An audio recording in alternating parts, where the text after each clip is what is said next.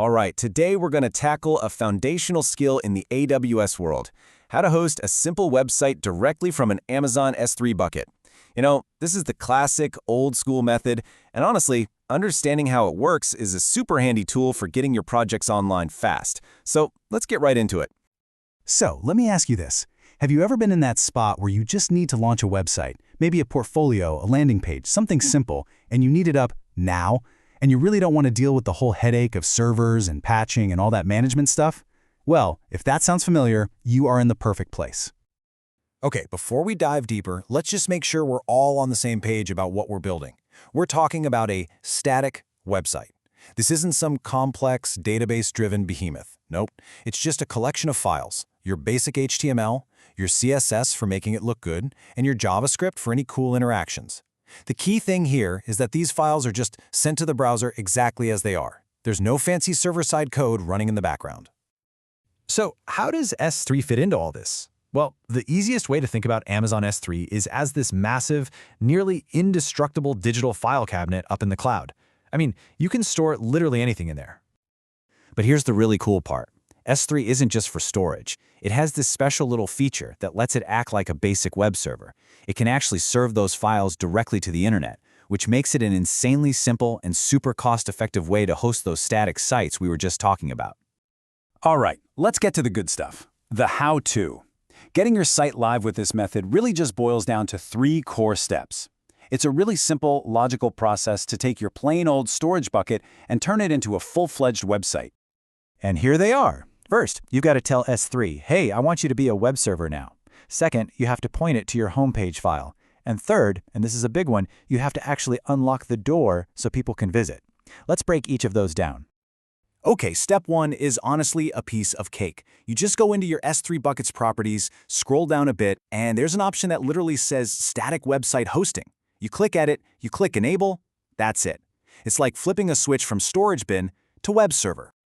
Next up is the index document. Think of this like the front door to your house. When somebody types in your website's main address, S3 needs to know what to show them first, right? In pretty much every case, that's going to be your index.html file. You just type that file name right in the box. And now we get to the most critical step of all, public access. You see, by default, everything you put in S3 is completely private and locked down. To make it a website, you have to play the role of a bouncer. You have to write a special rule. It's called a bucket policy that tells S3 it's okay to let visitors from the internet come in and see your stuff. Now this little chunk of code here might look a bit intimidating, but it's actually super simple. It's a policy that just says, the effect is to allow. The principal, which is that star, means absolutely everyone. And the action they can take is S3 get object, which is just a fancy way of saying view a file. Put it all together, you're telling S3, let anyone and everyone on the internet see the files in this bucket. Okay, that sounds pretty straightforward, right? And it is. But, and this is a really big but, there are some major gotchas that you absolutely must know about before you go using this for a real project. Let's talk about them. So when you enable hosting, S3 gives you a special URL called a website endpoint. And as you can see here, it's very different from the normal S3 link. But the most important difference, the real kicker, is right there in that last row. The website endpoint does not support SSL. That means no secure HTTPS connection. Let me say that again because this is so important. The standard S3 static website endpoint does not support HTTPS. And in today's world where every browser screams not secure at you if a site isn't HTTPS, this is a massive limitation. It's pretty much a deal breaker for anything serious.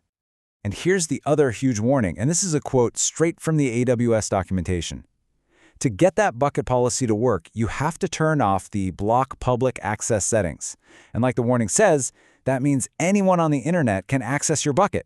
So you better be absolutely sure you only have your public website files in there and nothing sensitive. So you might be thinking, well, that's it then. No HTTPS, major security warnings. How do people use this in the real world? How do you get that little green padlock and use your own domain name?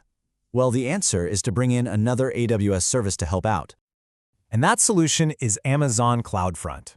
CloudFront is what's known as a Content Delivery Network, or a CDN. And the trick is to put it in front of your S3 bucket. When you do that, it magically solves all the problems we just talked about. Using CloudFront gives you three huge wins. First, and most importantly, it gives you that secure HTTPS for your site. Problem solved. Second, it's built to work seamlessly with custom domain names. And for a really nice bonus, because it's a CDN, it copies your website files to locations all over the globe, so your site loads way faster for visitors no matter where they are. Now, putting S3 and CloudFront together is the classic professional setup, but it does have a few moving parts. AWS saw that everyone was doing this, and they thought, we could make this a whole lot easier.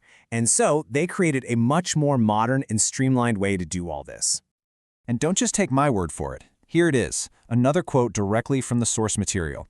AWS themselves now officially recommend that you use a service called AWS Amplify Hosting for this job. This is their modern best practice. So what's the big deal with Amplify? Well, it basically takes that whole S3 plus CloudFront pattern and bundles it all up into one simple, fully managed service. It handles creating the bucket, setting up the CDN, configuring HTTPS. It does it all for you automatically. It is the easy button for static web hosting on AWS. So there you have it. The classic S3 method is a fantastic way to really understand the fundamental building blocks of cloud hosting. But now you also know the modern recommended path with AWS Amplify.